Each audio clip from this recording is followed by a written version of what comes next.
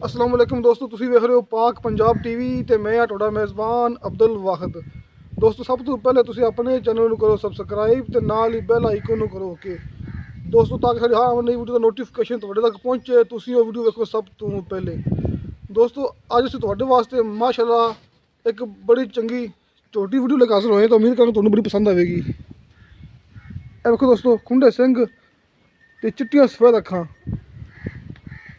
माशाअल्लाह 5 फुट उच्चा झोटी का कद ते तुन्नी तो लैके सार तक बना बाहर नूं माशाअल्लाह। आ देखो दोस्तों, चंगे गठगढ़ का फासला तो मोटो पर थान ते पहला सुबह सून वाली है।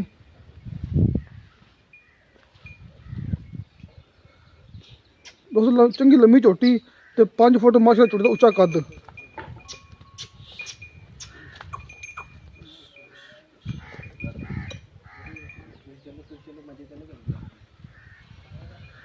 दोस्तों बिल्लियां अखां जिन्होंने चिट्टियां सफेद अखां, प्योर नीली दी मझ।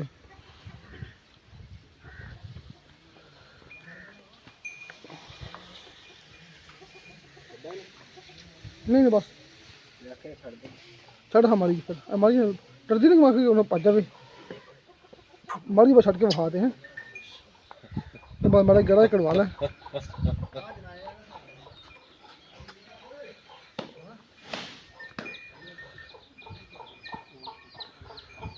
बस बन ले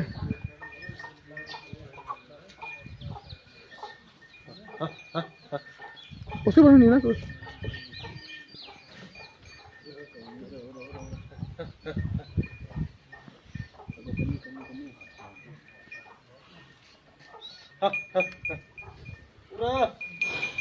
डरदी कैमरा वेख के ना वधिया कि फिरदा है। लो दोस्तों हुण आपां गल्लां करांगे मालक नाल कि दिन किन्ने ले लेगी। आ जाओ जी कैमरामैन साहब।